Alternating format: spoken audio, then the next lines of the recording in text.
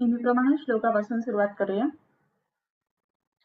रागादिरोगान् सततानुषक्तान् अशेषकाय प्रसृतान् शेषान् औत्सुक्यमोहारतिदाय जघान यो पूर्ववैद्याय नमोऽस्तु तस्मै.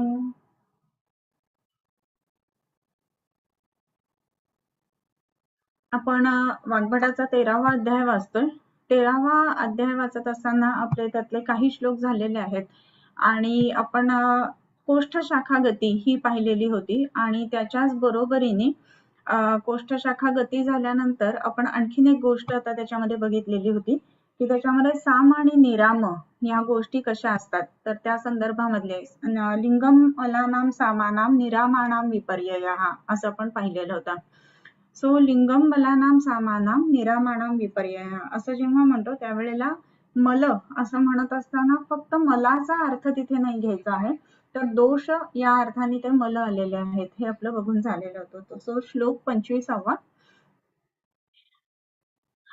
त्याच्यामध्ये उष्मणोल्प बलत्वेन धातु माध्यम अपाचितम दुष्टम आमाशयगतम रसमामम प्रचक्षते.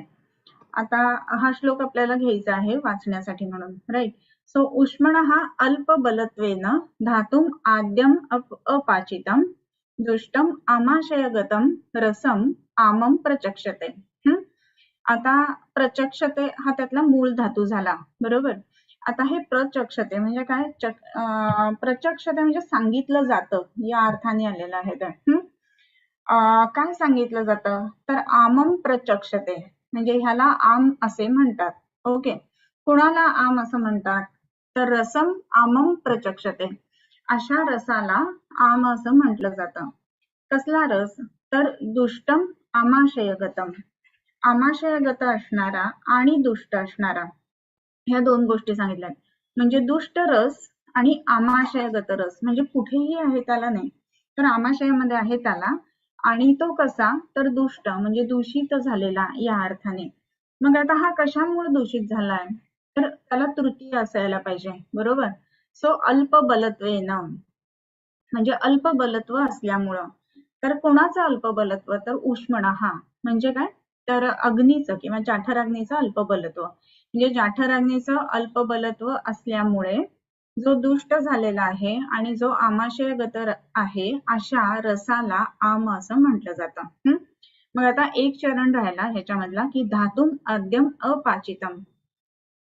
आता इथे कसं आहे ना, उष्मणा हा अल्प बलत्वेन असं म्हटलेलं आहे. म्हणजेच काय? तर जाठराग्नीचं बल अल्प असल्यामुळे धातुम आद्यम अपाचितम, आद्य धातू अपाचित राहिलेला आहे. आद्य धातू म्हणजे कुठला? तर पहिला. मग त्याच्यामध्ये पहिला कुठला? तर रस. तर असा जो रस आहे जो अपाचित आहे तो ज्या वेळेला दुष्ट आहे आणि आमाशयगत आहे त्यावेळेला त्या रसाला आम असं म्हटलं जातं. ओके. सो आमाची व्याख्या काय? तर एक तर जाठराग्नीचं अल्पबलत्व असलं पाहिजे, म्हणजे जाठराग्नी चांगल्या पद्धतीनं काम करत नाहीये. दुसरी महत्वाची गोष्ट म्हणजे आमाशयाच्या ठिकाणी तो रस आहे. आमाशयाच्या ठिकाणी ज्या वेळेला रस आहे तर त्यावेळेला आणखीन एक गोष्ट काय घडते? तो दूषित आहे, राईट. सो दुष्ट आहे. सो दुष्ट असा आमाशयगत असा आद्य जो रसधातू तर तो अपाचित असताना त्याला आम असं म्हणायचं. आणि तो अपाचित कोणामुळे आहे? तर तो अपाचित जो आहे ना तर तो एकाच कारणामुळे आहे आणि तो म्हणजे उष्मणः अल्पबलत्वेन. उष्मणः उष्म्याच्या, उष्मा नाम जाठराग्नी, म्हणजे जाठराग्नीच्या अल्पबलत्वामुळे जो आद्य असा रसधातू अपाचित आहे तर त्याला काय म्हणायचं? तर आमम प्रचक्षते. ही एक आमाची संप्राप्ती सांगितली. आणखीन एका पद्धतीनं ह्या आमाची संप्राप्ती घडते. ती कशी काय बरं? तर अन्ये दोषेभ्यो एवाति दुष्टेभ्यो न्योन्य मूर्छना कोद्रवेभ्यो विषस्य इव वदन्ति आमस्य संभवम. विषस्य इव हा जो आहे ना तर ह्याच्यामध्ये विषस्य एव असं केलं जातं कधी कधी. इव असल्यामुळे विषस्य एव होतं आणि एव जर असतं ना तर विषस्यैव झालं असतं संधी. सो त्यामुळे हे लक्षात घ्यायला पाहिजे आपण की विषस्य एव असा शब्द आहे त्याच्यामध्ये. ओके. त्याच्यानंतर अन्य दोषेभ्य एव अतिदुष्टेभ्यः अन्योन्य मूर्छनात असं म्हटलं.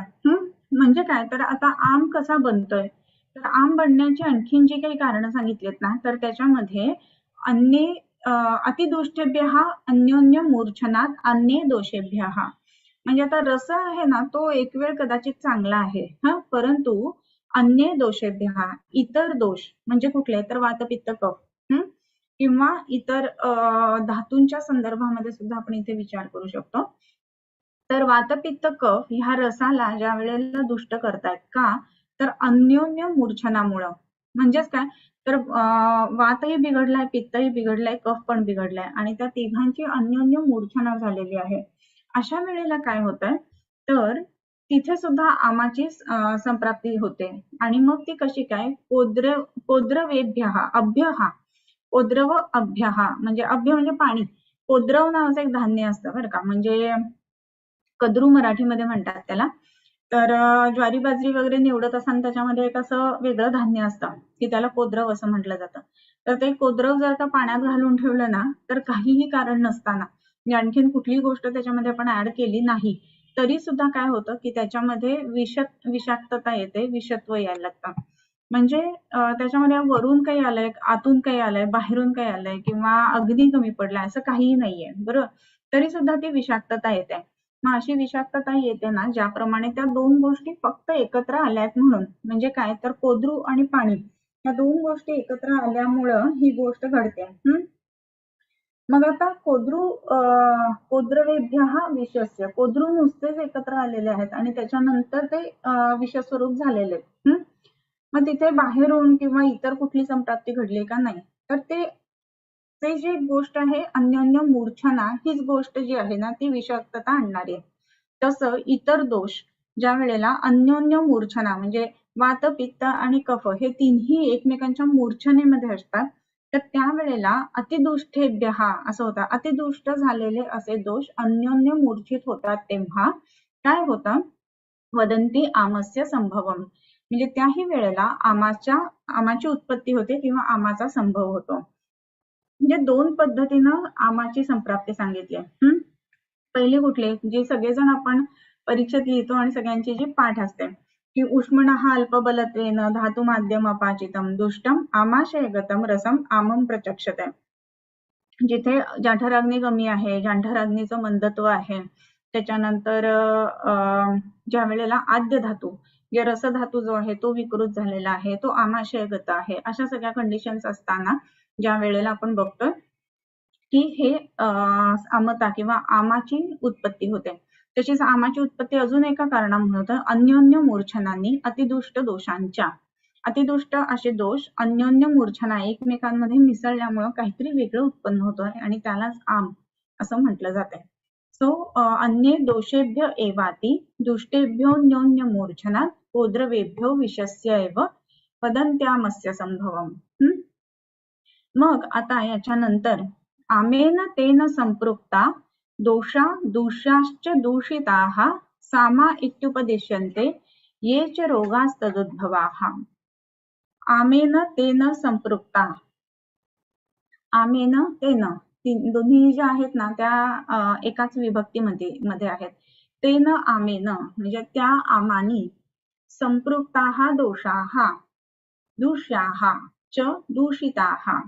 आता इथे हे सगळे एका विभक्तीमध्ये आहेत. संपृक्ताः दोषाः दूष्याः दूषिताः. आता इथे संपृक्त झालेले कोण, तर दोष, दूष्य आणि दूषित हे सगळे जे आहेत की नाही, दोष, दूष्य आणि दूषित ह्या तीनही गोष्टी ज्या आहेत ना, तर ते कुठले, तर दोष म्हणजे आपण वात, पित्त, कफ, बरोबर. त्याच्यानंतर दूष्य म्हणजे काय, तर जे सप्तधातू आहेत प्रामुख्याने, तर त्याला दूष्य असं म्हटलं जातं. आणि त्या दोष, दूष्य ह्या गोष्टींच्या सामता असल्यामुळं, आम असल्यामुळं, आमानी संपृक्त झालेले असे दूषित ज्या ज्या ठिकाणी दोष आहेत आणि त्यांनी संप्राप्ती केलेली आहे, तर अशा पासनं होणाऱ्या व्याधींना साम व्याधी असं म्हटलं जातं. आता कुठलाही व्याधीचं आपण वर्गीकरण करताना बऱ्याच वेळेला त्याच्यामध्ये साम व्याधी आणि निराम व्याधी अशा दोन कॅटेगरीमध्ये वर्णन करत असतो, बरोबर.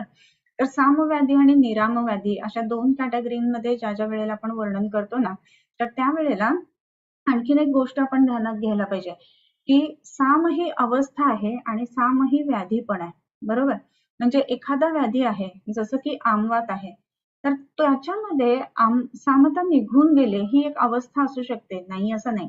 परंतु महत्वाची गोष्ट कशी आहे, तर तिथे त्याची संप्राप्ती घडत असताना प्रत्येक वेळेला आमाची संप्राप्ती घडल्याशिवाय त्या गोष्टी पुढे जाणारच नाहीयेत. आणि मग विशेष करून आता उष्मणः अल्पबलत्वेन वगैरे या सगळ्या गोष्टी आपण बघितल्या. परंतु हे बघत असताना आणखीन एक गोष्ट महत्वाची जी आपण बघितली ना, तर त्याच्यामध्ये अन्येभ्यो दोषेभ्यो अन्योन्य मूर्छनात असं म्हटलेलं आहे. तर त्याही पद्धतीनं वातपित्त कफ चुकीचा व्यवहार केल्यामुळं विशेष करून अग्नी ज्या वेळेला मंद आहे आणि अग्नी मंद असताना ज्या वेळेला व्यायाम केला जातो, तर तिथे आमवाताची संप्राप्ती आहे, बरोबर? मग साम असणारी गोष्ट त्या ठिकाणी उत्पन्न होते, वायू सुद्धा साम होतो आणि म्हणून तो व्याधी सामतेमध्ये विशेष करून मोडला जातो. सो तशा पद्धतीनं रोग हे साम रोग आणि निराम रोग असं जेव्हा जेव्हा आपण कॅटेगरी करतो ना, तर त्यावेळेला अग्नीच्या विकृतीमुळे जे जे दोष किंवा जे जे रोग उत्पन्न झालेत ते सामतेच्या संदर्भामध्ये असणारच आहेत, नाही असं नाही. परंतु काही वेळेला आघातज रोग आहेत, मग ते निराम आहेत, परंतु शरीरामध्ये सामता त्या वेळेला आहे अशी गोष्ट असू शकते, बरोबर? म्हणून सामव्याधी आणि निरामव्याधी असं म्हणत असताना व्याधी तर आहे शरीरामध्ये म्हणजे प्रत्येक वेळेला सामत्व असलं पाहिजे असा अर्थ नाहीये. मग काय आहे, तर ज्या वेळेला अशा साम दोषांनी संप्राप्ती घडवून ज्या वेळेला रोग उत्पन्न होतात, तर त्यावेळेला सामरोग असं म्हटलं जातं. ओके, सो त्यामुळं सॉरी आमेन तेन संपृक्ताः दोषाः दूष्याश्च दूषिताः सामा इत्युपदिश्यन्ते ये च रोगास्तदुद्भवाः. अशा रोगांना काय म्हटलं जातं, तर सामरोग असं म्हटलं जातं, बरोबर? आणि हे सामरोग कसे आहेत, तर सामता आणि निरामता या अर्थाने आपण ह्यांच्याकडे बघितले पाहिजे. मग सामता आणि निरामता असं म्हणत असताना आणखीन एक महत्वाची गोष्ट इथे आहे, की ही सामता कशाने उत्पन्न आहे झालेली त्याचाही विचार करायला पाहिजे. तर ही सामता जी आहे ती 2 पद्धतीने उत्पन्न होते. एक तर जाठराग्नीच्या अल्पबलत्वाने आणि दुसरी जी आहे ती अन्योन्य मूर्छनात दोषेभ्यः, बरोबर? सो दोषांची अन्योन्य मूर्छना जिथे जिथे होते तर त्या ठिकाणी. तर ह्या दृष्टीने ह्या सगळ्या गोष्टींचा आपण विचार करायला पाहिजे. आणि मग असे जे साम आणि निराम रोग आहेत, तर त्याच्यापैकी साम रोगांचा विचार जो आहे तर तो करत असताना आपल्याला ज्या ज्या ठिकाणी ह्या सामतेनी युक्त असे जे जे रोग आहेत तर त्याला आपण सामरोग असं म्हणणार आहे, की सामा इत्युपदिश्यन्ते ये च रोगास्तदुद्भवाः असं म्हटलंय, बरोबर? मग ह्याच्यानंतर आता काय आहे, तर एक इथला मधला श्लोक परत मिसिंग वाटतोय मला. सामा इत्युपदिश्यन्ते ये च रोगास्तदुद्भवाः. त्याच्यानंतर सर्व देह प्रविसृतान सामान दोषान न निर्हरेत लीनान धातुषु अनुत्क्लिष्टान फलात आमाद्रसादिव. आता हे व्याधी कुठले, तर सामव्याधी हे आपण बघितलं. मग आता ही सामव्याधी असताना आणखीन एक त्या ठिकाणी महत्वाची जी गोष्ट आहे ना, तर त्याच्यामध्ये एक इथेच चिकित्सा सूत्र आपल्याला सांगितलं. हे चिकित्सा सूत्र कुठलं, तर एक महत्वाची गोष्ट इथे सांगितली आहे, की सामा इत्युपदिश्यन्ते ये च रोगास्तदुद्भवाः. याच्यानंतरचा जो श्लोक आहे तो महत्वाचा, की सर्व देह प्रविसृतान सामान दोषान न निर्हरेत. संपूर्ण देहामध्ये ज्या वेळेला हे दोष साम दोष प्रविसृत झालेले आहेत त्यावेळेला अशा साम दोषांचं निर्हरण करू नये. आता साम दोषांचं निर्हरण करू नये हा सिद्धांत या ठिकाणी सांगितलाय. सामदोष असं म्हणत असताना सर्व देह प्रविसृतान, सर्व देहामध्ये पसरलेले हे ज्या वेळेला साम असणारे दोष आहेत तर त्याचं विरेचन वमन ह्या दोषांनी शोधून करू नये. हे वमन विरेचन किंवा बस्ती यांनी शोधन करू नये. का, तर मग पहिल्यांदा पाचन करून घ्यायला पाहिजे, दोष निराम करून घ्यायला पाहिजे आणि मग त्यांचं शोधन करणं गरजेचं आहे. आणि म्हणून आपण बघितलं असेल की कुठल्याही पेशंटमध्ये ज्या ज्या वेळेला उत्कलेश नसेल किंवा स्वतः दोष उत्पित्सू नसतील, स्वतःहून बाहेर पडायला उत्सुक नसतील, तर अशा वेळेला शोधन असं काही आल्यानंतर लगेच केलं जात नाही, बरोबर? मग त्यामध्ये आपण दीपन करतो, पाचन करतो आणि मग निरामता आल्यानंतर स्नेहन आणि स्नेहनाच्या नंतर मग या गोष्टी करून मग आपण पुढे विरेचन करतो, वमन करतो. सो हा एक सिद्धांत महत्वाचा इथे लक्षात घ्यायला पाहिजे की सर्व देह प्रविसृतान सामान दोषान न निर्हरेत लीनान. कशासाठी असं का करायचं, तर लीनान धातुषु अनुत्क्लिष्टान फलात आमाद्रसादिव. का कशामुळं, तर फलात आमात रसात इव, आमात फलात रसान इव, म्हणजे आम फळापासून, आम म्हणजे जे पक्व नाही, पिकलेलं नाही, अशा फळाचा जर का आपण रस काढायला गेलो, उदाहरणार्थ कच्चा पेरू घेतला किंवा पपई घेतली की जी अजून पिकलीच नाहीये, त्याच्यापासून रस काढायला गेलो, किंवा आता डाळिंब आहे की अजून ते तयारच झालेलं नाहीये आणि तरी सुद्धा त्याचा रस काढायला गेलो, असं जर केलं तर काय होतं, रस मिळतो का, तर रस मिळत नाही. बाहेर पडतो का रस त्याच्यातनं, नाही पडत. परंतु काय होतं की तो फळ आहे जो अख्खं गर आहे त्याचा, तर तो पूर्ण गराचा पण नाश होऊन जातो, म्हणजेच काय, आश्रयाचा नाश होतो. मग आता जे कच्चं फळ आहे, तर त्या कच्च्या फळामध्ये रस नव्हता का, तर रस होता, पण तो साम आहे किंवा अव्यक्त आहे, बरोबर. आणि अव्यक्त असल्यामुळे काय महत्वाची गोष्ट होते की ते बाहेरच पडत नाहीये, आणि ते बाहेर पडत नाहीये म्हणून काय व्हायला पाहिजे, तर ते पक्व व्हायला पाहिजे. पक्व होणं म्हणजे आपल्याला पिकणं या अर्थाने माहित असतं, पण पिकतात ना ज्याच्या जेव्हा जेव्हा गोष्टी, तर त्या सुद्धा कालाच्या संस्काराने पिकतात. म्हणजेच काय, तर त्याच्यामध्ये सुद्धा परिणमन होतंय, कालाच्या हिशोबाने पित्ताच्या मध्ये त्याच्यामध्ये परिणमन ही गोष्ट घडते. आणि पिकण्यासाठी आपण बघितलं असेल की थंडगार हवेवरती ठेवल्यावर ह्या गोष्टी पिकतात का, तर नाही. आंबे पिकवताना विशेष करून तुम्ही बघितलं असेल, जेव्हा अढी लावली जाते ना, तर त्यावेळेला आंबा जर अढीतनं काढला ना, तर तो गरम लागतो. म्हणजेच काय, तर ती उष्णता जी आहे ना, ती त्याचं पाचन करते, पक्वता त्याच्यामध्ये आणते. पाचन इज इक्वल टू पक्वता, हे लक्षात घ्यायला पाहिजे. मग ही पक्वता जी आहे ना, ती जोपर्यंत आलेली नाहीये, त्याच्या आधी जर का आपण हे दोष काढून टाकायला, ह्या फळांमधनं रस काढायला लागलो, तर रस पण बाहेर येत नाही आणि फळाचा सुद्धा उपयोग होत नाही. आणि आश्रय, आता रस आहे ना, हे फळ काढल्यानंतर फळामधनं जेव्हा जेव्हा आपण रस काढतो, तर तरी सुद्धा फळाच्या काही गोष्टी शिल्लक राहतात, चांगल्या राहतात, बरोबर. परंतु कसं होतंय की समजा फळ आहे आणि ते पिकलेलं नाहीये आणि तरी आपण त्याला चुरून चुरून रस काढतोय, तर त्या फळाची साल किंवा बाकी इतर ते फळ सुद्धा जास्त खराब होतं, कारण ते अव्यक्त स्वरूपामध्ये त्याच्यामध्ये एकदम काय म्हणतो, मिक्सिंग झालेल्या किंवा एकत्रित स्वरूपामध्ये असं आहे, बरोबर. मग इथे आपण काय करायला पाहिजे की त्याची पक्वतेची वाट बघायला पाहिजे. व्यवस्थित पिकलेलं जे फळ आहे ना, तर त्याचा रस चांगल्या पद्धतीनं निघतो, शिवाय त्याची साल किंवा आतले जे काही त्याचे कंपार्टमेंट्स पार्ट असेल तर ते सुद्धा चांगले राहतात. म्हणजेच काय, आश्रय सुद्धा चांगला राहतो आणि रस सुद्धा चांगला होतो. म्हणजेच काय, तर त्या फळाच्या दृष्टीने त्याचं विवेचन झालं योग्य पद्धतीने पक्वता आल्यानंतर. जसं गृहिणीमध्ये पक्वता आल्यानंतर अन्नाचं विवेचन होतं, सारत्व वेगळं येतं आणि किट्टत्व वेगळं येतं.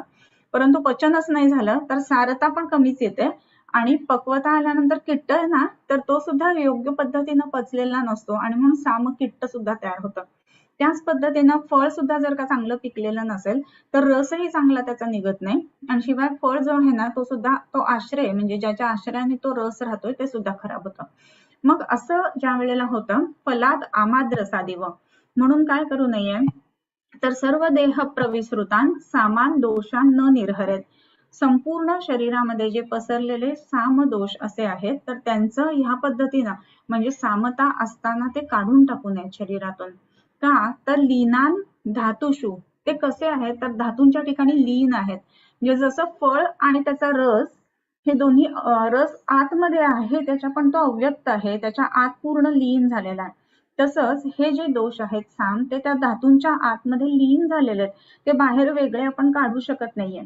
आणि त्या धातूंमध्ये ते लीनत्व असल्यामुळं काय घडतंय, तर ज्या वेळेला हे दोष आपण काढायचा प्रयत्न करतो ना, तर हे धातू सुद्धा विकृत होत आहेत, खराब होत आहेत. त्याचा जो आश्रय आहे, म्हणजे दोष ज्या धातूंच्या आश्रयाने राहतायत, तो आश्रय सुद्धा खराब होतोय आणि म्हणून धातूच्या ठिकाणी पाक होणं या गोष्टी सुद्धा त्याच्यामध्ये घडू शकतात आणि म्हणून ह्या गोष्टी महत्वाच्या आपण लक्षात घ्यायला पाहिजेत. ओके. सो आता ह्याच्यामध्ये आणखीन एक महत्वाची गोष्ट की लीनान धातुषु अनुत्क्लिष्टान, हा एक शब्द महत्वाचा आहे. अनुत्क्लिष्टान म्हणजे काय, स्वतःहून उत्कृष्ट झालेले नाहीयेत तोपर्यंत. दुसऱ्या एक केस ह्याच्यामध्ये आपण अशी बघू शकतो की ज्या ज्या वेळेला दोष आहेत शरीरामध्ये, साम आहेत, परंतु उत्कृष्ट आहेत, असं जर असेल ना, तर सद्योगमन आपण देऊ शकतो तिथे. जसं की एखादं पाचन गोष्ट आहे, महासुदर्शन इव्हन चूर्ण आहे, तर ते जरी आपण जिभेला चोळलं ना तरी उत्तम पद्धतीनं वमन पेशांचं होतं. परंतु दोष उत्कृष्ट असतील तर, दोष उत्कृष्ट नसतील तर नाही. म्हणून अनुत्कृष्टान हा एक शब्द तिथे महत्वाचा वापरलाय. म्हणून एक या ठिकाणी आपण बघायला पाहिजे की लीनान धातुषु अनुत्कृष्टान फलात आमाद्रसादिव. मला वाटतं हा श्लोक समजलेला असेल सगळ्यांना. पण हे का नाही करायचंय तर आश्रयस्य हि नाशाय ते स्युः निर्हरत्वतः. हा शब्द जो आहे ना हा वाचायला थोडासा अवघड वाटतो, पण एकदा कळलं की समजतं. तर आश्रयस्य हि नाशाय, ते का असं नाही करायचं तर आश्रयाचा नाश करतात. आश्रय म्हणजे कोण? रसाच्या दृष्टीने फळ, सामदोषांच्या दृष्टीने धातू. कारण दोष एकटे कुठेही व्यवहार करू शकत नाहीत, त्यांना धातूंची गरज लागते. म्हणून धातूंच्या ठिकाणी आश्रय घेऊन मग ते संप्राप्ती करतात, बरोबर. आणि म्हणून दोष दूष्य संमूर्छना जनितो व्याधीही अशी व्याधीची डेफिनेशन सांगितलेली आहे. दोष आणि दूष्य ह्या दोन्ही गोष्टी तिथे लागतात, एकटे दोष काही काम म्हणजे नाही करू शकत ते. आणि म्हणून इथे ज्या वेळेला आपण विचार करतो तिथे लीनान धातुषु अनुत्कृष्टान फलाद आमाद रसानिव आश्रय आश्रयस्य हि नाशाय नाम धातवो नाशाय. आश्रयाचा नाश म्हणजे कशाचा नाश होतोय? धातूंचा नाश होतोय. आश्रयस्य हि नाशाय ते स्युः, स्युः नाम ते करतात असंच रूप आहे ते स्युः. आणि हे का असं होतं तर दुर्निर्हरत्वतः. आता हा शब्द कसा आहे? निर्हर, निर्हर म्हणजे काय? काढून टाकणे. निर्हरत्व, निर्हरत्व म्हणजे काढून टाकण्याजोगी परिस्थिती असणं. तहाचा शब्द आहे तो पासून, पंचमी आहे. दुर्निर्हरतत्व तत्व तिथे आहे, म्हणजे ते काढून टाकण्यासारखे नाहीत. आणि दुर्निर्हरत्वतः असं म्हटलंय. दुर्निर्हरती. आणि दुर्निर्हरती म्हणजे काय तर सहजी सोप्या ह्याने ते बाहेर पडत नाहीत. याचं कारण की काय तर ते लीन झालेले आहेत, जे दोष आहेत ते धातूंच्या ठिकाणी. म्हणून मग अशा वेळेला तिथे काय करायला पाहिजे? पुढच्या श्लोकामध्ये आलंय दीपने पाचने स्नेहै स्थान स्वेदैश्च परिष्कृतान शोधये शोधने काले यथा सन्नम यथा बलम हंत्याशु युक्तवक्त्रेण द्रव्य मामाशयान्मलाम. काय करावं तर पाचनै दीपनैहि स्नेहैहि. काय करायचं तर पाचनैहि, पहिल्यांदा सगळ्यात महत्वाची गोष्ट म्हणजे पाचन करावं. पाचन कसं करायचं तर मग ते वेगवेगळे औषधं आपल्याला पाचनाची दिलेली आहेत, बरोबर. मग ही जी पाचनाची औषधं आहेत ती कोणकोणती आहेत तर पाचनासाठी मग सगळ्यात एक जे अतिशय उत्तम द्रव्य पाचनाच्या दृष्टीने जे सांगितलंय ते म्हणजे धान्य, बरोबर. सो उत्तम या पद्धतीचं धान्य इथे वापरायला पाहिजे. त्यानंतर आणखीन एक महत्वाची गोष्ट अशी आहे की धान्याच्या जोडीनेच इतर ज्या ज्या गोष्टी सांगितलेल्या आहेत म्हणजे नागर म्हणजे सुंठ हे सुद्धा उत्तम पद्धतीचं पाचन आहे, बरोबर. सो सुंठ त्या ठिकाणी वापरायला पाहिजे. आणखीन एक महत्वाचा भाग त्या ठिकाणी येतो की ही ज्या वेळेला सुंठीचा आपण वापर करतोय किंवा इतर आणखीन कोणकोणत्या पाचन गोष्टींचा वापर करतोय तर ह्या सगळ्या गोष्टींचा वापर करत असताना या ठिकाणी काय करायचं तर दोषांचं पाचन करायचंय. आणि काय करायचंय पाचन झाल्यानंतर दीपन आले, बरं का. नेहमी लिहिताना आपण दीपन पाचन चिकित्सा करावी असं एक स्टँडर्ड वाक्य लिहित असतो चिकित्सेमध्ये. तर दीपन करण्याच्या आधी पाचन शब्द आलेला आहे. पहिल्यांदा सामतेकडे लक्ष द्या. याचं कारण कसं आहे ना की दीपन म्हणजे कसं आहे, आपण लास्ट टाइम बघितलेलं होतं की एखादा अग्नी आहे, निखारा आहे आणि त्याच्यावरती त्याला मल साचलेला आहे, म्हणजेच काय तर एखादा राखेचा थर आलेला आहे. असं जर असेल ना तर फुंकर मारतो आपण आणि मग तो राखेचा थर काढतो, याला दीपन असं म्हटलं जातं. आता एक व्यावहारिक जे प्रत्यक्ष गोष्ट आयुर्वेदामध्ये प्रत्यक्षम ही अल्पम अनल्पम ही अप्रत्यक्षम असं सांगितलेलं आहे ना. अनल्प म्हणजे जे नाही दिसत ते खूप सारे आहे आणि म्हणून डोळ्यांनी बघून विश्वास ठेवणं हा जो भाग आहे ना त्याच्यापेक्षा बराच जास्त विश्वास आपल्याला आप्त प्रमाणाने ठेवावा लागतो. आणि तसं असल्यामुळं एक साधारण संकल्पना किंवा अनुमान ज्याला आपण म्हणतो त्याप्रमाणे की आतमध्ये दीपन कसं होत असेल तर जसं निखारे असतात आणि निखाऱ्यांवरती राख असते तर ती आपण फुंकली की तो जो निघून जाईल ना तर तो जो आहे तो दीपन या पद्धतीचा संस्कार. पण त्या निखाऱ्यावरची राख फुंकण्यासाठी त्याच्या बाजूला त्याच्या वरती असणारा जो गचपण आहे ना सगळं ते आधी काढायला पाहिजे. ते जे गचपण सगळं ना ते म्हणजे सामता. म्हणून आधी पाचन व्हायला पाहिजे. पाचन म्हणजे सेपरेशन करायला पाहिजे, बरोबर. सो तिथे त्या निखाऱ्याच्या जवळपास जे काही प्लास्टिक किंवा इतर पालापाचोळा सगळा जो काही पडला असेल ना, ओला असेल विशेष करून, तर तो आपण काढायला पाहिजे. मग तो काढण्याची प्रक्रिया म्हणजे काय, तर पाचन आहे. मग हे पाचन आपण केलं की त्याच्यानंतर आपण दीपन करायचंय, म्हणजे मग ते फुंकर घालणं हा भाग होणार आहे. मग त्या दीपनामध्ये इतर गोष्टी, मग सिद्ध अन्न हे सुद्धा येईल, सुंठ उत्तम दीपन आहे ते पण येईल. तर ह्या सगळ्या गोष्टी त्याच्यामध्ये येतील. म्हणून पाचनही दीपनही. आणखीन एक गोष्ट आपण महत्वाची तिथे करत असतो, अग्नी फुलावा म्हणून. तुम्ही जर का घरी केलेला कुठलाही होम किंवा यज्ञ बघितलेला असेल ना, तर त्याच्यामध्ये तुपाची धार सोडतात अशी आणि फुंकर मारतात, एक फुंकणी असते आणि त्या गौऱ्या वगैरे खूप छान अरेंज करतात. आणि ज्या जळलेल्या राखेच्या गौऱ्या असतात ना, तर त्या फुंकणीनेच बाजूला बाजूला करत असतात गुरुजी. आणि मग ते सगळं बाजूला करून फुंकर मारून झाले ना की अग्नी पेटतो असं दिसल्यानंतर त्याच्यावरती तूप घातलं जातं उत्तम पद्धतीने, आणि मग तो अग्नी जो असतो ना, तो एकदम उंच आकाशापर्यंत येतो, इतपत तो मोठा होऊ शकतो.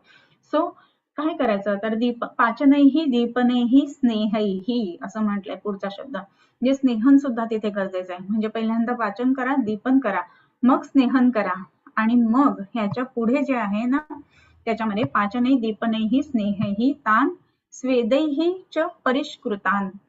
स्नेहन झाल्यानंतर शिवाय स्वेदन सुद्धा आहे. मग तिथे स्वेदन कशासाठी, तर स्वेदनाने विशेष करून जे धातूंच्या ठिकाणी असणारे दोष आहेत, म्हणजे धातूंच्या ठिकाणी गेलेले अभ्यंतर रोगमार्गातनं बाह्य रोगमार्गाकडे गेलेले असे जे सगळे दोष आहेत ना, तर ते परत अभ्यंतर मार्गामध्ये येण्याच्या दृष्टीने स्वेदन महत्वाचा. म्हणून पाचन करायचं, दीपन करायचं, स्नेहन करायचं, स्वेदन करायचं. तान स्वेदैश्च परिष्कृत म्हणजे प्रक्रिया केले गेलेले या अर्थाने. स्थान स्वेदैश्च परिष्कृतान शोधयेत शोधने काले यथासन्नम यथाबलम. मग एवढं सगळं केल्यानंतर शोधयेत शोधनेही काले, शोधनेही काले, शोधन कालाच्या वेळेला शोधयेत. शोधनेही काले म्हणजे काय, तर शोधन काल वेगवेगळे सांगितलेले आहेत ना, तर त्या दृष्टीने महत्वाचं सांगितलं इथे. आपल्याला असं वाटतं की शोधन काल म्हणजे कधीही आपण वमन द्यावं, कधीही विरेचन द्यावं, या अशा गोष्टी नाहीयेत. मग काय, तर महत्वाचा भाग इथे असा आहे की पाचन केलंय, दीपन केलंय, स्नेहन केलंय, ह्या सगळ्या गोष्टी झाल्यानंतर मग काय करायला हवं, म्हणजे स्वेदन केलंय, हे सगळं झाल्यानंतर मग शोधयेत, मग त्या दोषांचं शोधन करावं. आणि ते सुद्धा शोधन कधी करायचं, तर शोधनही काले, शोधनाच्या कालामध्ये किंवा शोधन करण्यासारखे दोष झाल्यानंतर त्या काळामध्ये. आणि यथासन्नम यथाबलम असं म्हटलंय. यथासन्न म्हणजे काय, आसन्न म्हणजे जवळ, जिथून जवळ असेल तिथून शोधन करावं. आणि यथाबल, जसं बल असेल त्याप्रमाणे शोधन करावं. आता जिथून जवळ असेल याचा अर्थ काय, तर आपल्याला माहिती आहे की वमन हे विशेष करून वक्त्र म्हणजे आमाशयाच्या ठिकाणून केलं जातं. विरेचन जे आहे तर ते पक्वाशयाच्या ठिकाणून केलं जातं. बस्ती जो आहे तो पक्वाशयाच्या ठिकाणून केला जातो. सो ज्या दिशेला दोष असतील त्या दिशेच्या नुसार मग वमन द्यायचंय का विरेचन द्यायचंय का बस्ती द्यायचंय हे ठरवायला पाहिजे. म्हणून यथासन्न म्हणजे तुम्ही ठरवा की दोष आमाशयात आहेत का पक्वाशयामध्ये आहेत. आमाशयामध्ये असतील तर वमन द्या, पक्वाशयामध्ये असतील तर विरेचन द्या या अर्थाने.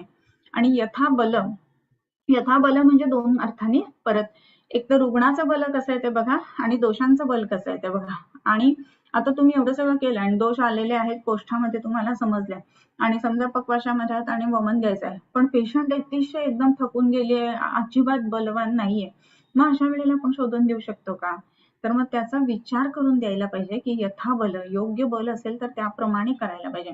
मग आता पेशंटला बल कमी आहे, मग तिथे आपण वमन देत असताना सुद्धा 3 प्रकार आपल्याला सांगितलेत, प्रवर शोधन, मध्य शोधन आणि अवर शोधन. मग तिथे आपल्याला कोणतं द्यायचंय हे पण आपण ठरवू शकतो. तो हे संपूर्ण जे आहे ना ते त्याला की दिली असं आपण म्हणू शकतो. आपल्याला कुंजिका ज्याला शब्द वापरला जातो संस्कृतमध्ये, तर अशी ही कुंजिका दिली की कशा पद्धतीने तुम्ही शोधन करायला पाहिजे. पुढे शोधनाचे अध्याय आलेलेच आहेत बरं का, नाही असं नाही, परंतु इथे या ठिकाणी ज्याला आपण अनागता वेक्षणा तंत्र युक्ती म्हणतो ना तशी आहे की त्या सगळ्या पुढच्या याचा उल्लेख किंवा त्याचे थोडस आपण झलक म्हणतो ना, काय म्हणतात आजकालच्या भाषेमध्ये प्रोमो, तो या ठिकाणी झालेला आहे पंचकर्माच्या अध्यायांचा. सो पाचने दीपने स्नेहे स्थान स्वेदैश्च परिष्कृतान् शोधयेत् शोधने काले यथासन्नम यथाबलम. यथासन्न समजलं, यथाबल समजलं. हंत्याशु युक्तम वक्त्रेण द्रव्यम आमाशयान मलान. आमाशयान मलान द्रव्यम म्हणजे काय, आमाशयाच्या ठिकाणी असणारं मलद्रव्य. म्हणजे आता एवढं सगळं झाल्यानंतर जी सामत आहे त्याचं पाचन झालं आहे, मग ते सगळं आपण हे केलेलं आहे, मग असे सगळे दोष जे आहेत तर ते आपल्या ह्याच्यामध्ये आलेले आहेत, कोष्ठामध्ये आलेले आहेत. तर आमाशयम हंत्या आशु वक्त्रेण असं म्हटलंय. वक्त्र म्हणजे काय, मुखानी. म्हणजेच काय, मुखानी काय केलं जातं, वमन. बरोबर. सो इथे ज्या वेळेला हंती आशु युक्तम वक्त्रेण म्हणजे वक्त्रेण म्हणजे मुखानी, म्हणजे वमनानी. हंती आशु, आशु म्हणजे पटकन, हंती म्हणजे दोष निघून जातात किंवा त्यांचा नाश करता येतो. आमाशयान मलान, ज्या वेळेला आमाशयाच्या ठिकाणी हे मल आहेत त्यावेळेला वक्त्राच्या ठिकाणहून म्हणजे वमनाच्या साह्याने ह्या दोषांचं निर्हरण करावं. आणि घ्राणेन च ऊर्ध्व जत्रुत्थान, घ्राणेन चोर्ध्व जत्रुत्थान असं म्हणताय. घ्राणेन च ऊर्ध्व जत्रुत्थान. ऊर्ध्व जत्रु म्हणजे काय, जत्रु म्हणजे मॅन्युब्रियम स्टर्नाची जी नॉच असते त्याला जत्रु म्हटलं जातं, जत्रु खात. त्याच्या वरती असणारे जे जे सगळे व्याधी आहेत ते कशाने, तर घ्राणेनी म्हणजे नाक, नाकाने ते घालवावेत. नाकाने घालवावेत म्हणजे काय, याचा अर्थ की नाकामधून काय दिलं जातं, तर नस्य दिलं जातं. म्हणून नस्याच्या साह्याने ज्या वेळेला असे दोष ऊर्ध्व जत्रुगत व्याधींमध्ये, ऊर्ध्व जत्रुगत ठिकाणी आहेत त्यावेळेला नस्य वापरावं. आणि पक्वाधानात गुदेनच, पक्वाधानात पक्वाशयामध्ये असणाऱ्या दोषांचा हंती म्हणजे हनन कुशाने करावा, तर गुदेन करावा. गुदेन नाम विरेचनाने करावा. आता या ठिकाणी गुदेन असं म्हणत असताना विरेचन किंवा बस्ती ह्या दोन्हीचाही आपल्याला या ठिकाणी उल्लेख करू शकतो किंवा वापर आपण तेथे करू शकतो. सो आपल्याला यथासन्न यथाबल याचं डिस्क्रिप्शन जे आहे ना ते इथे दिलंय. हंत्याशु युक्त वक्त्रेण द्रव्यम आमाशयान मलान घ्राणेन चोर्ध्व जत्रुत्थान पक्वाधानात गुदेनच. याच्यानंतरचा जो श्लोक आहे ना तर त्याच्यामध्ये आता कधी हे करायचं कधी नाही करायचं आता ह्या दृष्टीने तो श्लोक आलाय. परंतु आता आपण जे बघितलं ना की उत्कृष्ट दोष आहेत तर ते बाहेर काढणं किंवा सद्योगमन देणं, सद्यो विरेचन देणं ह्या गोष्टी आपण करू शकतो. अनुत्कृष्ट दोष आहेत आणि जे धातूंच्या ठिकाणी लीन आहेत तर त्यांना सामान दोषांना निर्हरेत हा सिद्धांत सांगितला. त्याच्यानंतर साम दोष जर आहेत आणि त्याचं आपल्याला निर्हरण करायचंय तर मग ते कशा पद्धतीनं करायला पाहिजे, तर महत्वाची गोष्ट अशी की त्या ठिकाणी आपल्याला पाचने दीपने स्नेहैहि तान स्वेदैश्च परिष्कृतान म्हणजे पाचन करा, दीपन करा, स्नेहन करा, स्वेदन करा आणि मग विरेचन किंवा वमन किंवा जे असेल ते करा. मग जे असेल ते कशावरून ठरवायचं, तर यथासन्न आणि यथाबल कुठल्या प्रकारचं शोधन द्यायचंय, तीव्र द्यायचं, मध्यम द्यायचं का अवर द्यायचंय, मग यथाबल ही गोष्ट ठरवा. सो हे सगळे त्यांनी क्रायटेरिया एकदम फिक्स केलेत. म्हणजे त्याला स्टँडर्डायझेशन आपण म्हणतो ना ते सगळं इथे सांगितलेलं आहे बरं का, की असं असेल तर असं करा, असं असेल तर असं करा. प्रोटोकॉल ज्याला आपण म्हणतो ना त्या सगळ्या गोष्टी या ठिकाणी सांगितलेल्या आहेत. सो या पद्धतीनं इथपर्यंत आपण बघितलं की घ्राणेन चोर्ध्व जत्रुत्थान पक्वाधानात गुदेनच. यानंतर उत्क्लिष्टानद ऊर्ध्वं वा नचानां वहत स्वयं धारयेत औषधिर्दोषान् विद्रुदास्तेहि रोगदाः.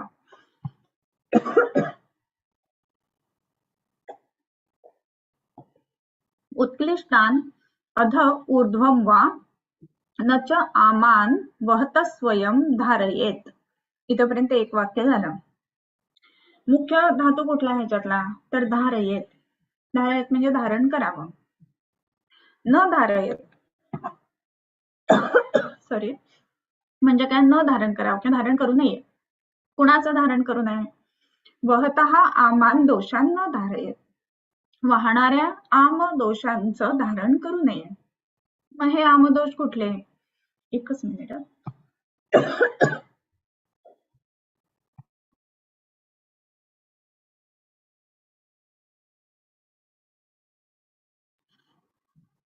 उत्क्लिष्टान अध ऊर्ध्वं वा, अध ऊर्ध्वं वा वहतः ऊर्ध्वभागी वाहणारे किंवा अधोभागी वाहणारे असे आम असतील तरी सुद्धा उत्कृष्ट असणारे अशा दोषांचं धारण करू नये. मग संपूर्ण वाक्य कसं होईल हे? न धारयेत. मग ऊर्ध्वम अध वा आमान स्वयं वहतः दोषान न धारयेत. आणखीन एक त्याचं विशेषण ऍड करूया की अध ऊर्ध्वम वा वहतः उत्क्लिष्टान आमान दोषान न निर्हरेत, न धारयेत. तर ह्याच्यामध्ये कसं की उत्कृष्ट दोष आहेत हे बघायला पाहिजे. ते ऊर्ध्व किंवा अधोभागी स्वतःहून वाहतात, स्वयं वहतः असं म्हटलंय, स्वतःहून वाहतात असं जर असेल, मग साम आहेत, उत्कृष्ट आहेत आणि स्वतःहून वाहणारे आहेत, हे जर 3 क्रायटेरिया ते फुलफिल करत असेल तर न धारयेत. मग त्यांचं धारण करू नका. मग काय करायला पाहिजे? मग तिथे शोधून द्यायला पाहिजे. म्हणजे साम आहे म्हणून पाचन व्हायलाच पाहिजे, 7 दिवस मी सांगतो पहिले पाचनच घ्या, नाही. स्वतःहून वाहतात ना ते, मग शोधन करा. म्हणून सद्यो वमन, सद्यो विरेचन ह्या गोष्टी त्या ठिकाणी आल्यात. मग हे असं का करायचं? विधृतास्तेहि रोगदाः, ह्या दोषांचं जर का तुम्ही धारण केलं तर मग मात्र ते रोग द म्हणजे देणारे, रोग रोग देणारे असे आहेत.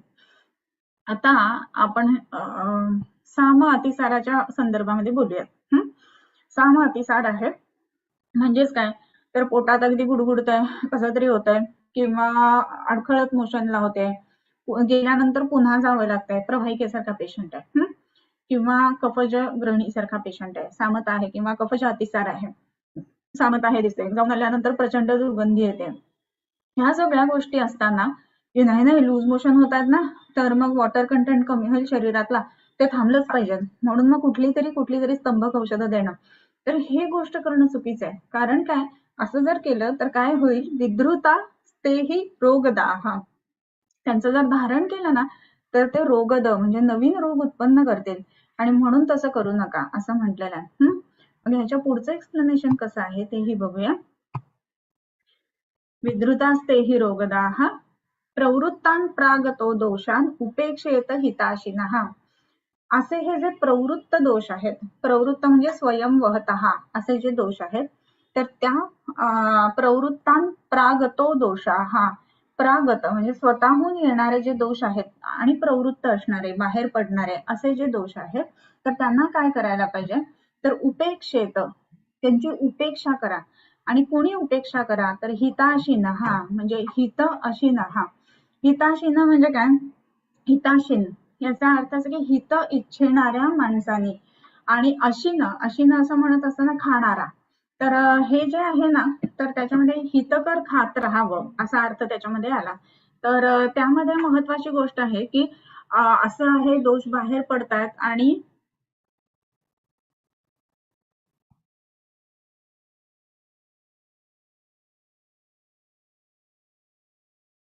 ज्या वेळेला दोष बाहेर पडतात आणि तिथे तुम्ही काही खाताय, लूज मोशन होतात होऊ देत आणि काही खाणं चालू राहू देत असं नाही. मग हिताशिना, हिताशिना म्हणजे चांगलं काहीतरी हितकर असं खात राहून, मग तिथे काय आहे की मग तुम्ही साळीच्या लाह्या खा किंवा मग मुगाची पेज घ्या, असं करून मग त्या दोषांची उपेक्षा करावी किंवा त्या दोषांना बाहेर जाऊ द्यावं. नाहीतर आपल्या समोर आलाय बर्गर, लूज मोशन होत आहेत, जाऊ देत एखादी झाली तरी हरकत नाही, तरी खाऊन घेऊ, हे चुकीचं आहे. सो धारयेत औषधीर दोषान विधृतास्तेहि रोगदाः प्रवृत्तान प्रागतो दोषान उपेक्षेत हिताशिनः. आता इथपर्यंत झाल्यानंतर पुढचा जो भाग येतो ना, तो विबद्धान पाचनैस्तैस्तै पाचयेन निर्हरेत वा श्रावणे कार्तिके चैत्रे मासी साधारणे क्रमात. मग हे कधी करावं? तर हे कधी करावं किंवा शोधन जे द्यायचं आहे, तर ते कोणत्या वेळेला, कोणत्या काळामध्ये शोधून द्यावं? तर त्यामध्ये प्रवृत्तान प्रागतो दोषान उपेक्षेत हिताशिनः, इथे बघितलेलं विबद्धान पाचनैहि तैहि. मग असे जे दोष आहेत की जे विबद्ध आहेत, म्हणजे जे स्वतःहून न वहता स्वयं असं जे म्हटलं ना, स्वतःहून जे प्रवृत्त नाही आहेत, बद्ध आहेत, म्हणून विबद्ध विशेषेण बद्धाः, असे विबद्धान पाचनैहि जे दोष आम आहेत आणि विबद्ध आहेत अशा दोषांना काय करायचं तर पाचन करायचं पहिलं, आणि तैही म्हणजे त्या त्या दोषाचं पाचन द्या. म्हणजे विबद्ध कफ आहे, विबद्ध कफाचं पाचन द्या. विबद्ध पित्त आहे, पित्ताचं पाचन द्या. विबद्ध वात आहे, वाताचं पाचन द्या. आणि म्हणून विबद्धान पाचनैहि तैहि पाचयेत निर्हरेत वा. मग त्यांचं पूर्ण पाचन तरी करून टाका किंवा त्यांचं निर्हरण तरी करा. म्हणजे असं नाहीये की दोष साम आहेत तर प्रत्येक वेळेला निर्हरण केलं गेलं पाहिजे. म्हणजे पाचन ह्या स्वरूपामध्ये जर का असतील, पाचन केल्यानंतर जर का रोग शमणार असेल तर पाचन करा, किंवा निर्हरेत व्हा, किंवा त्याचं निर्हरण करा म्हणजे शोधन करा. आणि मग हे शोधन करत असताना मग वरचे सगळे परत नियम एकदा सांगितले. म्हणजे दोन त्यांनी आपल्याला हे सांगितल्या, कंडिशन सांगितल्या की सगळ्यात पहिलं महत्वाची गोष्ट सामान दोषा न निर्हरेत. दुसरी गोष्ट वहत स्वयं म्हणजे स्वतःहून वहणारे असे उत्कृष्ट दोष असताना त्यांचं काय करायचं उपेक्षेत. आणि ती उपेक्षा करत असताना महत्वाचा भाग काय तर हिताशीन, हा हितकर खात असताना ह्या गोष्टी करायला पाहिजेत. आणि मग हे झाल्यानंतर सुद्धा विबद्धान पाचनैहि तैहि ही तिसरी कंडिशन सांगितली. म्हणजे पहिलं काय तर सामान दोषान न निर्हरेत हे पहिलं सांगून टाकलं. दुसरं सांगितलं की जर ते स्वयंप्रवृत्त असतील तर उत्कृष्ट असतील तर त्यांना प्रवृत्त असतील तर त्यांचं शोधन करा. परंतु ज्या वेळेला जे साम आहेत आणि विबद्ध आहेत असे दोषांचं काय करायचं तर पाचनैहि तैहि म्हणजे त्या त्या दोषांचं पाचन करून मग त्यांचं शोधन करा. या तीन वेगवेगळ्या कंडिशन्स आपल्याला इथे सांगितल्या. ओके, त्याच्यानंतर विबद्धान पाचनैस्तैस्तैः पाचयेन निर्हरेत वा श्रावणे कार्तिके चैत्रे मासी साधारणे क्रमात ग्रीष्म वर्षा हिमचितान वायवादीनाशु निर्हरेत. आता ना वाचन संस्कृताचं कसं करावं किंवा ह्याचा हे उत्तम उदाहरण आहे बरं का. ग्रीष्म वर्षा हिमचितान वायवादीन आशु निर्हरेत. निर्हरेत नाम शोधन करावं. आशु निर्हरेत त्वरित शोधन करावं. कोणाचं करावं वायवादेशु वात पित्त कफाचं शोधन करावं. हे वात पित्त कफ कसे तर ग्रीष्म वर्षा हिमचित, चित म्हणजे चय झालेला आहे. ग्रीष्मामध्ये कोणाचा चय होतोय वाताचा, बरोबर. आणि म्हणून ग्रीष्म वर्षा हिमचित असं म्हणत असताना इथेही ओळीनं वायवादेशु असेल.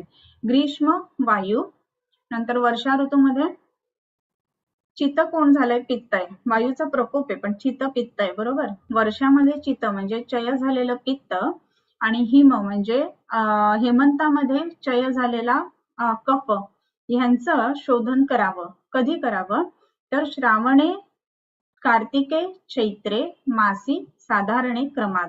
श्रावणामध्ये कोणाचं करायचंय मग तर वायूचं शोधन. मग श्रावण म्हणजे काय तर आपण बघतो आताच्या ह्याच्यामध्ये श्रावण म्हणजे वर्षा ऋतू येतो आणि म्हणून वर्षामध्ये वायूसाठी आपण बस्ती हे शोधन करत असतो, बरोबर. सो श्रावणे वायू, कार्तिके, कार्तिक महिना कधी असतो आता आपल्याला मराठी महिनेच माहित नाहीयेत, हा खूप मोठा प्रॉब्लेम आहे. सो एक छानपैकी हा होमवर्क आता देणार आहे तुम्हाला. एक टेबल बनवायचं. मराठी महिने सगळे लिहायचे, चैत्र वैशाख ज्येष्ठ आषाढ होपफुली माहित असेल सगळ्यांना. त्याच्या समोर अंदाजे म्हणजे 15-15 दिवसांचा फरक पडतो, जो इंग्रजी महिना येतो ना तो लिहायचा. श्रावण म्हणजे कुठला, कार्तिक. श्रावण म्हणजे साधारण ऑगस्ट असतो, त्यानुसार तुम्ही आता बघा. त्याच्यानंतर चैत्र वैशाख ह्या सगळ्याचा, आणि त्यावेळेला ऋतू कुठला असतो षड्ऋतूंपैकी, आणि त्या षड्ऋतूंच्या पुढे अजून एक कॉलम करायचा, त्यामध्ये जे आता आपण नॉर्मल 3 ऋतू मानतो उन्हाळा हिवाळा पावसाळा त्यापैकी कुठला असतो ते करा. सो ह्या दृष्टीने एक टेबल तयार करा. सो ग्रीष्म वर्षा हिमचितान वायवादीनाशु निर्हरेत. मग वायू श्रावणे जे श्रावण महिन्यामध्ये वायूचं निर्हरण करा. कार्तिक महिन्यामध्ये पित्ताचं निर्हरण करा आणि चैत्र महिन्यामध्ये कफाचं निर्हरण करा. चैत्र महिना म्हणजे साधारण वसंत ऋतू असतो, बरोबर. वसंत पंचमी साजरी केली जाते वसंत पंचमीला म्हणजे चैत्रातल्या पंचमीला, आणि म्हणून वसंतामध्ये वमन द्यायचं. हा म्हणजे हा रेफरन्स कुठे आहे वसंतात वमन द्या तर इथे ते हे आहे.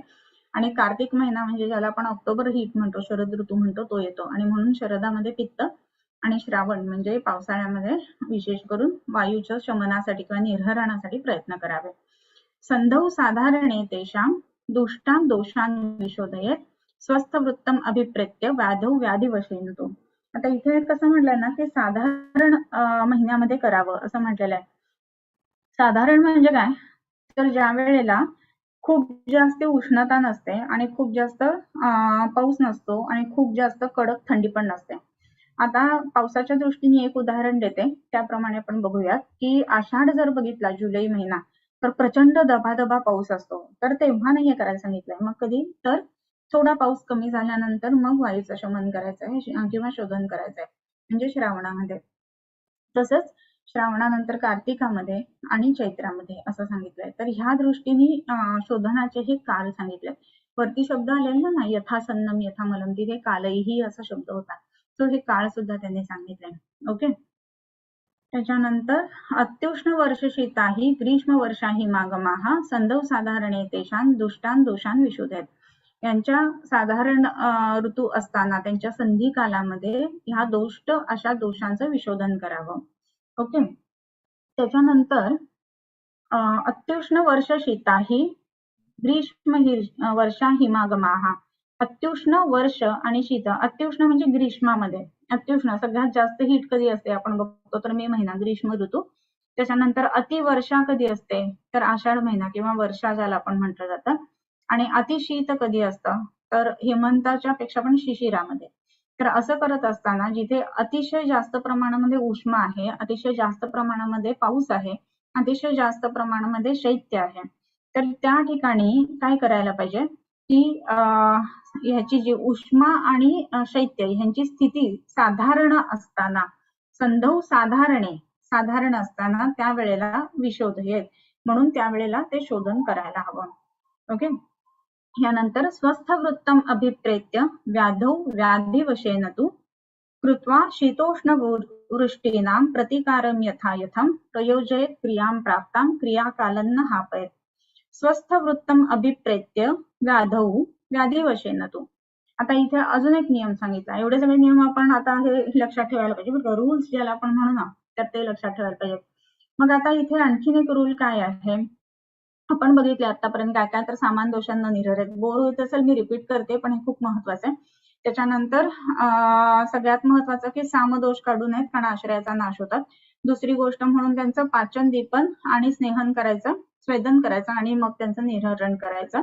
त्याच्यानंतर परंतु जे दोष स्वयंप्रवृत्त आहेत, उत्कृष्ट आहेत आणि साम आहेत, अशा दोषांना उपेक्षा करावी किंवा त्यांचं वहन होऊ द्यावं. आणि जे दोष विबद्ध आहेत, की जे अडकून बसलेले आहेत, लीन आहेत, तर त्यांचं दीपन पाचन त्या दोषांचं करून मग त्यांचं शोधन करावं. इथेपर्यंत आपण सगळं बघितलं. मग हे शोधन कधी करावं, यथासन्न यथामल यथाबल या पद्धतीनं करावं. आणि स्वस्थ वृत्तम अभिप्रेत्य आणि व्याधौ व्याधिवशेन तो.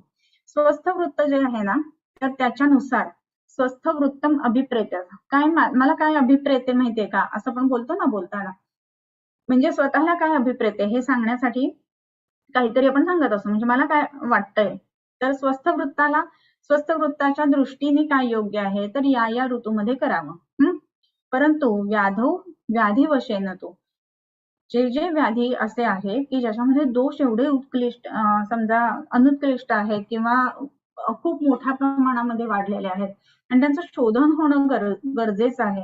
मग त्यावेळेला समजा आपल्याकडे पेशंट आलाय ह्याच्यामध्ये पावसाळ्यामध्ये आलाय, आणि पावसाळ्यामध्ये आपण त्याला सांगतो की नाही आता तुझं स्किनचं वाढतंय ना, तर पुढच्या वसंतात आपण वमन करू. पुढच्या वसंतात तर वमन करूच, नाही असं नाही.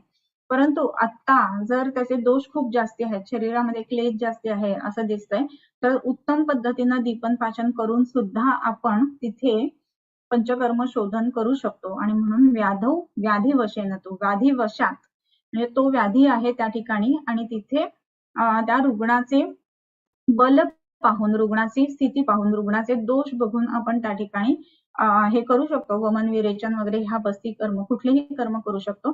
आणि म्हणून तिथे तो काल नियम लागू होत नाही. मग कुठे होतो, तर स्वस्थ वृत्ताच्या दृष्टीने जेव्हा म्हणजे काही त्रास होत नाहीये, पण मला वर्षातनं एकदा करायचंय, असे जे पेशंट असतात ना, त्यांना हे काळ सांगितलेले.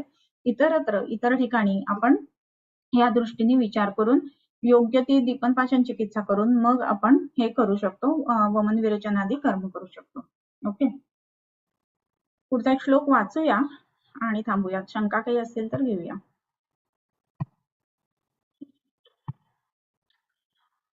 ओके. हा, अत्युष्ण वर्ष शीता ही ग्रीष्म वर्षा ही मागमाः संदौ साधारणे तेषां दुष्टान् दोषान् विशोधयेत् स्वस्थवृत्तम अभिप्रेत्य व्याधौ व्याधिवशेन तु.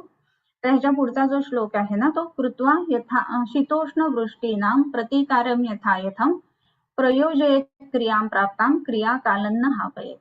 हे आपण पुढच्या वेळेस बघूया. 36वा श्लोक. ओके. शंका असतील तर विचारू शकता की चॅट बॉक्स कडे जाऊया. एक मिनिट हा.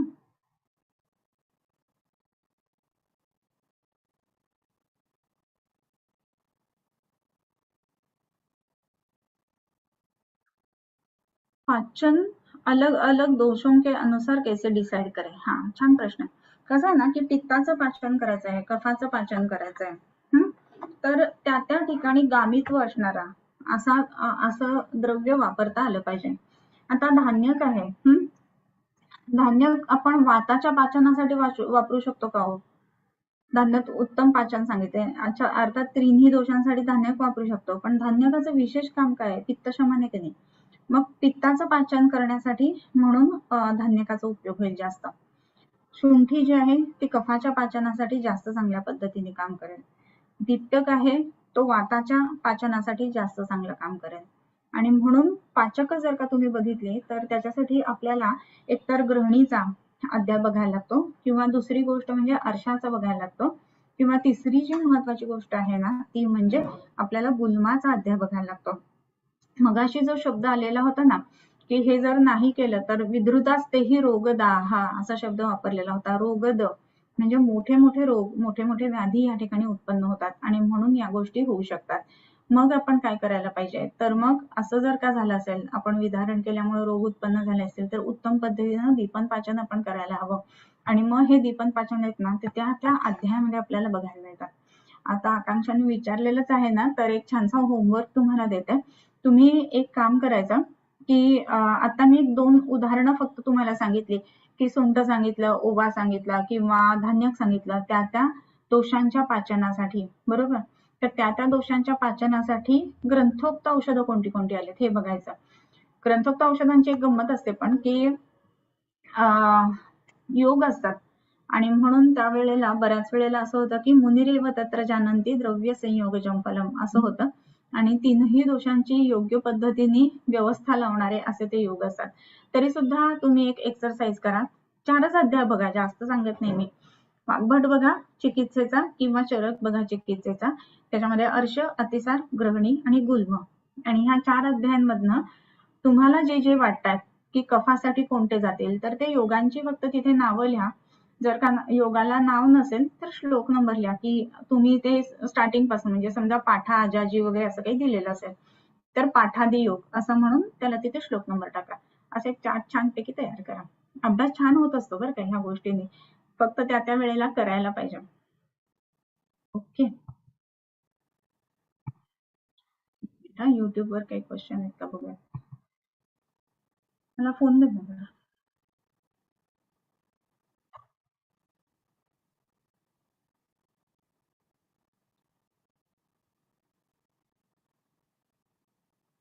आणि आय होप की तुम्हाला हे सगळे ऐकून मुख्य त्याचा उपयोग जो आहे ना तो प्रॅक्टिस आणि पेशंट्स बघत असताना सुद्धा होत असणार आहे. अकॅडमिक इंटरेस्ट किंवा अकॅडमिकली तर त्याचा उपयोग नक्की होत असणार आहे, मला ते तर अगदी माहिती आहे. पण ह्या दृष्टीने सुद्धा इवन प्रॅक्टिसमध्ये सुद्धा अंशांश कल्पना ज्याला आपण म्हणतो, योग्य अवस्था कोणती हे जाणणं, या दृष्टीने सुद्धा त्याचा उपयोग चांगला होत असेल असं वाटतंय. ओके.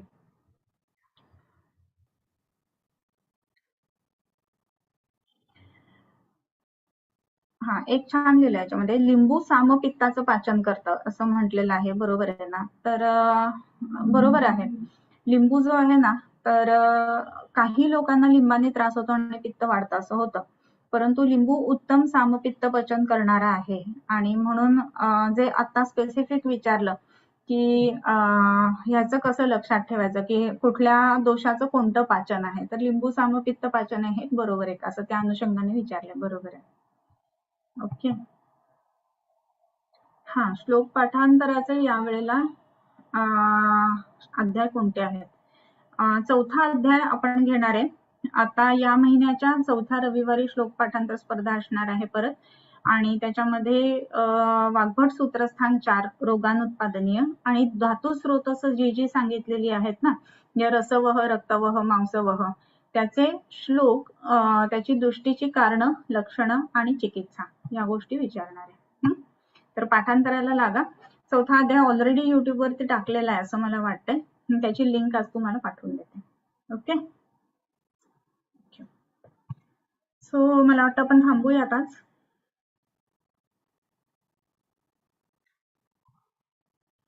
किंबहुना तुमचे केले धर्म कीर्तन हे सिद्धी गेले, तीर्थ माझे जिवरले पायिकपणा, आता विश्वात्मके देवे, येणे वाग्यज्ञे तोषावे, तोषोनी मज द्यावे पसाय दान हे, जे फळांची व्यंकटी सांडो, तया सत्कर्मी रती वाढो, भूता परस्परे पडो मैत्र जीवांचे, दुरितांचे तिमिर जावो, विश्वस्वधर्म सुरे पाहो, जो जे वांछील तो ते लाहो, प्राणिजात वर्षत सकळ मंगळी, ईश्वर निष्ठांची मांदी आली, अनवरत भूमंडळी भेटतो भूता, चला कल्पतरूंचे आरव, चेतना चिंतामणींचे गाव, बोलते जे अर्णव पियुषांचे, चंद्रमे जे अलांछन, मार्तंड जे तापहीन, ते सर्वाही सदा सज्जन सोयरे होतो, किंबहुना सर्वसुखी पूर्ण होनी तिहि लोकी, भजिजो आदि पुरुखी अखंडित, आणि ग्रंथोपजीविये विशेषी लोकी इये, दृष्टा दृष्ट विजय होआवे जे, येथ म्हणे श्री विश्वेश्वरावो, हा होईल दान पसावो, येणेवरे ज्ञानदेवो सुखिया झाला, येणेवरे ज्ञानदेवो सुखिया झाला, येणेवरे ज्ञानदेवो सुखिया झाला.